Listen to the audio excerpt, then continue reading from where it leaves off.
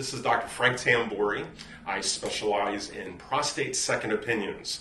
It's an international practice I've had for about 20 plus years and counting. I've been professor of the Southwest Medical College for Urology for the last 22 years myself. My practice is exceptionally specialized. I deal with patients that are caught in this game I call prostate ping pong. And if you're playing this game, you already know you're probably a player. That is that your prostate is the ball. And that is you feel like you're in between these two worlds. You have a conventional doctor that tells you that this thing called the PSA, the prostatic specific antigen, is a problem, and it might mean you might have a prostate cancer. And then you have the alternative practitioner that will say the opposite and say, don't worry about the PSA, it's not reliable. Or many of you might have decided that where you were told to have yourself a biopsy. The conventional doctor says you have to get one, you might have cancer, and the alternative provider again says the opposite.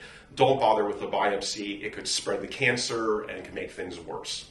Or another half of my patients have not dealing with the PSA, they've already had the biopsy and they've been diagnosed with cancer, and perhaps you're in that situation. In that case, we have the same prostate ping pong problem, which is the conventional system says, well, if you have cancer, what are you doing next Tuesday? We'll rip it out, freeze it, nuke it. They're very creative, I found out. But then you go online, Dr. Wikipedia, Dr. Google, and you find all these alternative providers that say the opposite, that people do not die of prostate cancer, don't worry about it, and then they sell you a whole bunch of overpriced salt palmetto. And so therefore, these patients get caught, and perhaps you are as well, in this ping pong game about who to listen to. How could both sides be correct? How could one side be threatening me that I'm going to die of this cancer, whereas the alternative providers are making it sound like there's only a 1 out of 40 chance I'm going to die?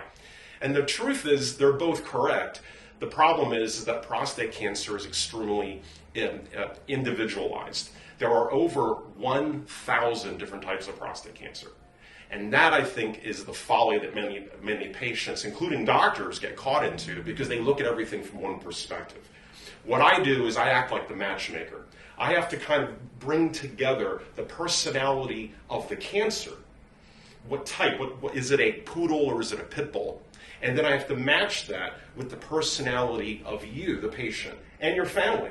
Because trust me, I don't just have one patient, I usually have two, the spouse. And this is a family decision.